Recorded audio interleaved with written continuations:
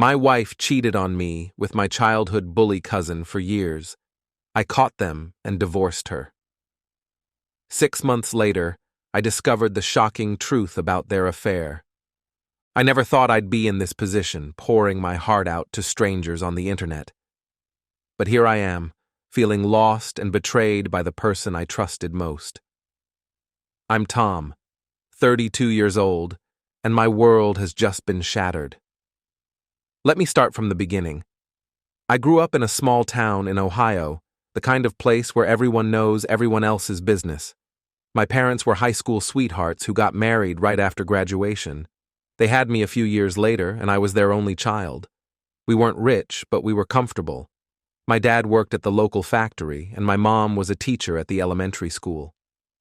Deborah's family moved to our town when we were both around 10 years old. Her mom, Lisa, quickly became best friends with my mom. They had been roommates in college but lost touch after graduation. It was like fate brought them back together. Deborah's dad was a dentist who opened up a practice in town. As kids, Deborah and I didn't get along great. I was a bit of a troublemaker, always looking for attention. I used to tease her mercilessly, pulling her pigtails and calling her names. Looking back, I think it was because I had a crush on her but didn't know how to express it. Deborah was smart and kind, even back then. She'd often help other kids with their homework or stand up to bullies. I admired her, but I was too immature to show it properly. Then there's Nathan, my cousin. He's the son of my mom's younger sister, who had him when she was just 16. Nathan's dad wasn't in the picture, so he grew up bouncing between his mom's place and ours. He's 2 years older than me, and from the moment he came into my life, it was like a competition. Nathan was everything I wasn't: confident, athletic, popular. He always seemed to effortlessly get the attention and approval I craved. At family gatherings, the adults would fawn over Nathan's latest accomplishments while I felt invisible. But Nathan had a darker side that only I saw. When the adults weren't around, he'd bully me relentlessly. He'd steal my toys, blame me for things he did, and sometimes even get physical. But he was smart enough to never leave marks, and he'd always play the victim if I tried to tell on him. As we got older, the rivalry between Nathan and me only intensified. In high school, he was the star quarterback, while I was more into computers and science club. He dated the prettiest girls, while I struggled with acne and awkwardness. It felt like no matter what I did, I was always in Nathan's shadow. After high school, I was thrilled to get away. I went to college in California, studying computer science. For the first time, I felt like I could be myself without constantly being compared to Nathan. I made friends, joined clubs, and even had a few relationships, but none of them felt quite right. Meanwhile, Deborah had gone to college in New York to study journalism. We'd occasionally run into each other during holidays back home, but we were both busy with our own lives. I heard through the grapevine that she was dating a guy from her college, someone who sounded a lot cooler and more sophisticated than me. After college, I landed a good job with a tech company in Columbus. It was close enough to visit my parents regularly, but far enough to have my own life. I was surprised to learn that Deborah had also moved back to Ohio, working for a local newspaper in Cincinnati. We reconnected at a mutual friend's wedding about 5 years ago. Deborah had grown into this beautiful, confident woman. She was funny and smart, with this infectious laugh that made everyone around her smile. We spent the whole reception catching up, and for the first time, I felt like we were really seeing each other as adults. We started dating soon after that. It felt right in a way none of my previous relationships had. Deborah told me I was her first real love, that her college relationship had been more about experiencing life than finding a partner. We moved in together after a year, and I proposed 6 months later. Everything was perfect until about a month before our wedding. We had a big family reunion and Nathan was there. He'd been living in Texas for a few years, working on oil rigs. I thought I'd outgrown my issues with him, but seeing him brought back all those old feelings of inadequacy. Late in the evening, I went looking for Deborah and found her making out with Nathan in a quiet corner of the backyard. I was furious and heartbroken. Deborah swore she was drunk and it was a mistake. She said Nathan had been flirting with her all night and caught her off guard. It took months for me to forgive her, but eventually I did. I thought we had moved past it. We got married in a beautiful ceremony surrounded by friends and family. Nathan wasn't invited. We bought a small house in Columbus and settled into married life. I continued working in tech, and Deborah got a job with a bigger newspaper. We were happy, focused on our careers and enjoying being newlyweds. We talked about having kids someday, but we weren't in a rush. About a year into our marriage, Deborah's mom got sick. It wasn't anything life-threatening, but she needed help around the house. Deborah started visiting our hometown more frequently, usually twice a month. She'd often stay the whole weekend, saying she wanted to spend as much time as possible with her mom.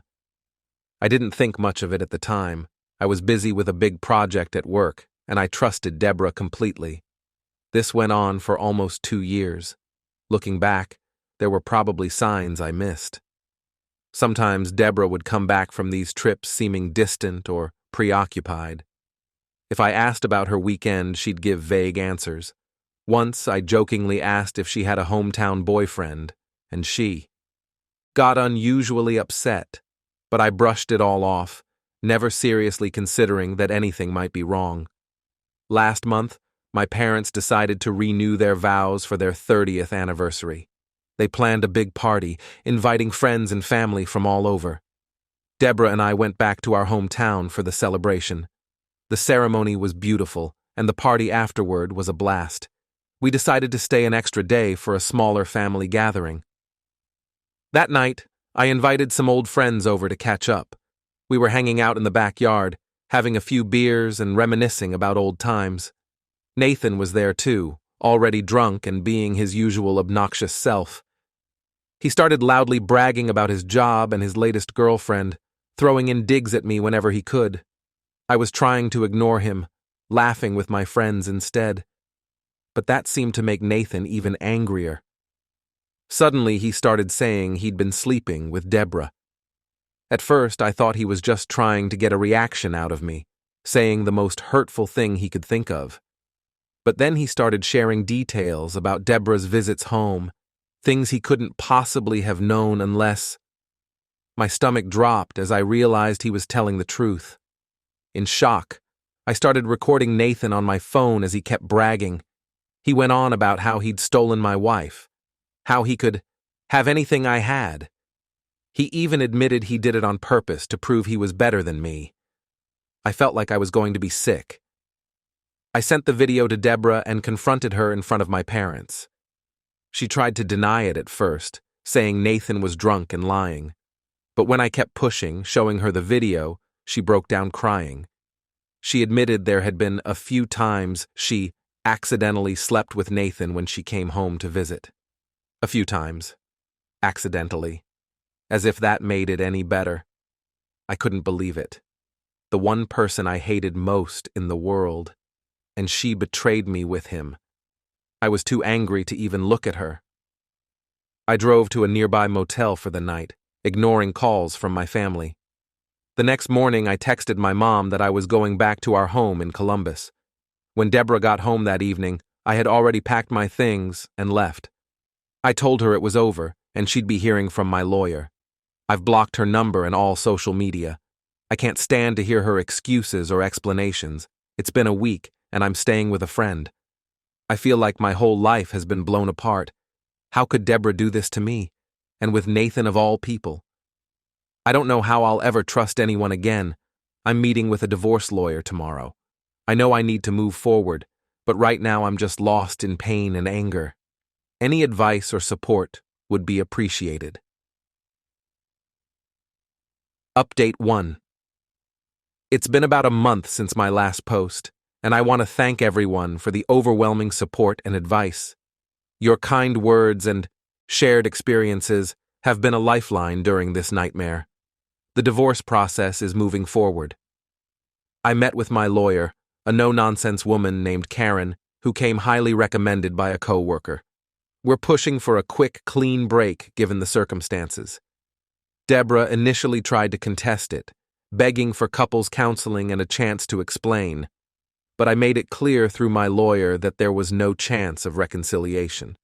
She finally signed the papers last week. I've had no direct contact with Deborah since that night. Everything goes through our lawyers now. But I did hear from my mom that Deborah's been a mess. Apparently she's lost a lot of weight, barely leaves the house, and cries constantly. Part of me feels guilty, remembering the Deborah I fell in love with. But then I remember what she did, how long she lied to me, and the guilt fades. The hardest part has been dealing with family dynamics. My parents are furious with Deborah, but they're also trying to keep the peace with her parents, who are still close family friends. It's created this awkward, tense situation where everyone is trying to tiptoe around the elephant in the room. Deborah's mom, Lisa, came to see me last week. She was crying, apologizing over and over. She swore she had no idea what Deborah had been doing and was ashamed of her daughter. I believe her, but it was still an uncomfortable conversation. As for Nathan, he's become persona non grata in the family. That recording I made went viral in our extended family group chat. Everyone finally saw him for who he really is, not the golden boy they all thought, but a manipulative, cruel person who would betray his own family. He's been uninvited from family events and most relatives have cut contact.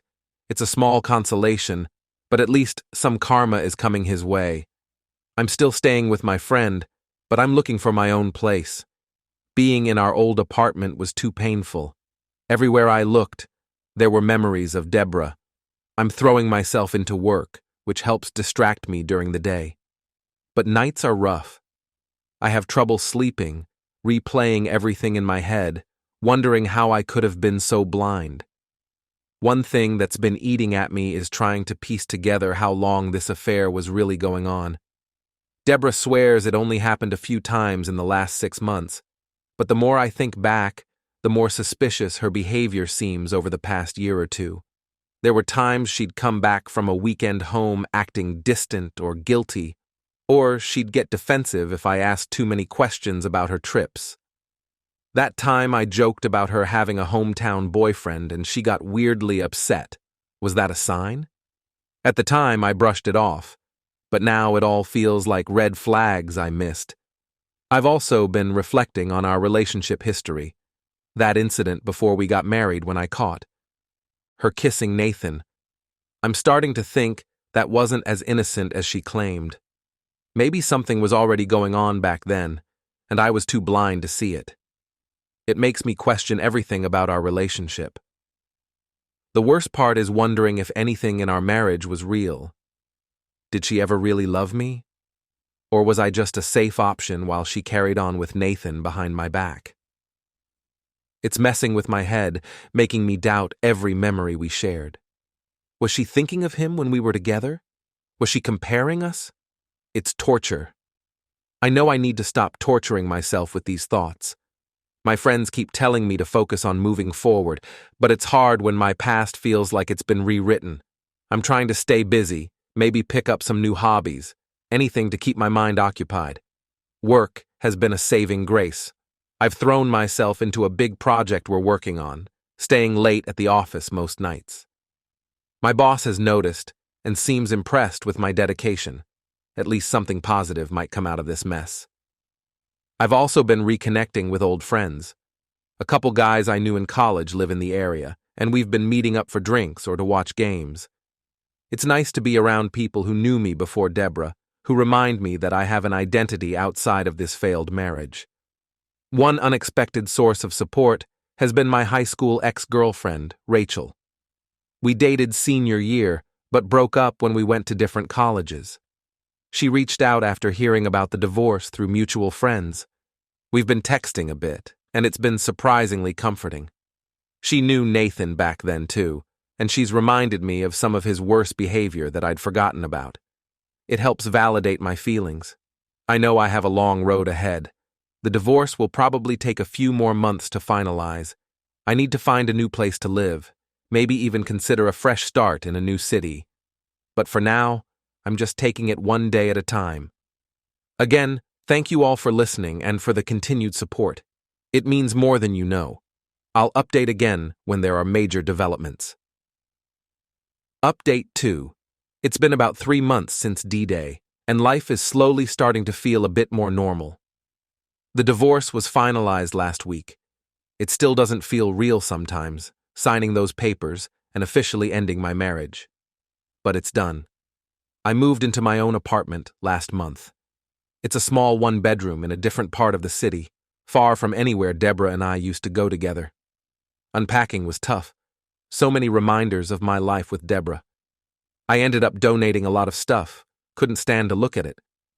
But now the place is starting to feel like mine. I even bought some new furniture, trying to make it feel like a fresh start. Work continues to be a lifeline. I've thrown myself into this big project we're working on, often staying at the office until late at night. It's been a good distraction, and it's paying off. My boss called me into his office last week and offered me a promotion. The raise will definitely help with post-divorce finances. It feels good to have something positive to focus on, a reminder that not everything in my life is falling apart. I've started opening up to friends more about what happened. For a while, I was too ashamed to talk about it, feeling like an idiot for not seeing what was happening right under my nose. But my friends have been incredibly supportive. A couple guys from work, Mike and Dave, invited me to join their weekend basketball league. I was hesitant at first. I haven't played since high school, but I decided to give it a shot. It's been great to get out of my head and be active for a few hours. Plus, the guys are cool and don't push me to talk if I'm not in the mood. I'm also thinking about taking a cooking class. Deborah always did most of the cooking in our marriage, and I've been living on takeout and frozen dinners since the split. Figured it's time I learned to feed myself properly. There's a community center nearby that offers classes. Might sign up for their Cooking for Beginners course next month. Family stuff is still complicated. My parents are trying to stay neutral for the sake of their friendship with Deborah's parents. It bothers me sometimes, like they're not fully on my side, but I'm trying to be understanding. They've known Lisa and Bob for decades, and I know it's not easy for them to navigate this situation. My mom keeps trying to get me to talk about my feelings, but I'm not ready for that. My dad is more my speed. He just asks if I need anything, then changes the subject to sports or work. I ran into Deborah's sister at the grocery store last week. Talk about awkward. She tried to apologize on Deborah's behalf, said Deborah was in therapy and really regretted everything. I just nodded and got out of there as fast as I could. I'm not ready to hear about Deborah's journey or whatever. I know I'll have to deal with these encounters eventually. It's a small enough city that I'm bound to run into people who know us both. But for now, I'm avoiding our old haunts as much as possible. The hardest thing lately has been the loneliness. I'm doing okay during the day, keeping busy with work and the basketball league, but nights are rough. I miss having someone to talk to share my day with. I miss the easy intimacy of marriage, the inside jokes, the comfortable silences. I know I'm nowhere near ready to date, but I'm scared of being alone forever. Sometimes I wonder if I'll ever be able to trust someone enough to let them in again. I've been having these vivid dreams about Deborah and Nathan. In the dreams, I'm always trying to catch them or confront them, but I can never quite reach them. I wake up angry and confused, feeling like I've been punched in the gut. It's like my subconscious is still trying to process everything even when I'm asleep. My friend Mike suggested I try therapy to work through some of this stuff. I'm considering it, but the idea of spilling my guts to a stranger is pretty unappealing right now. I did end up reaching out to an old friend from high school, Chris. We lost touch over the years, but reconnected on social media recently. Turns out he went through a similar situation with his ex-wife a few years ago. It's been really helpful to talk to someone who gets it, who's been through the roller coaster of emotions I'm experiencing. Chris told me something that stuck with me. He said, "The pain doesn't go away, but you grow around it." I'm trying to hold on to that on the bad days, to believe that someday this won't be the first thing I think about when I wake up. That eventually Deborah and Nathan will just be a chapter in my story, not the whole book. I know I have a long way to go. Some days are better than others. Sometimes I feel like I'm making progress. And other times it's like I'm right back at square one, drowning in anger and hurt. But for the first time in months, I'm starting to feel like maybe, just maybe, I'll be okay, eventually. Thanks again for all the support. It's meant the world to me during this nightmare. I'll update again if anything significant happens. Update 3. It's been 6 months since my world imploded. A lot has changed, some for the better, some still challenging. The divorce dust has settled. Financially, it was pretty straightforward since we didn't have kids or many shared assets. I kept the car, she kept most of the furniture. We sold the house and split the proceeds. It's done. There's a finality to it that's both terrifying and liberating. I'm settled into my new place and new routine. The cooking classes have been an unexpected bright spot. Turns out I'm not half bad in the kitchen. I've mastered a few basic dishes and even hosted a small dinner party for some work friends last week. It wasn't anything fancy, just spaghetti and meatballs, but it felt good to have people over, to fill my new place with laughter and conversation. I've lost some weight and feel healthier than I have in years. The basketball league is going well, too. I'm not the best player by any means, but I'm improving. It's nice to have something to look forward to each week, a way to blow off steam and connect with people outside of work. Speaking of work, things continue to be positive there. I'm leading a big new project, and it's challenging but rewarding. My coworkers have been supportive, especially now that I've opened up a bit about what happened. It's not like I'm pouring my heart out at the water cooler, but it's a relief not to have to pretend everything's fine all the time. I finally took my friend's advice and started therapy. It's been interesting, helpful, I think, but also really hard. My therapist is helping me work through the trust issues and self-doubt the affair left me with.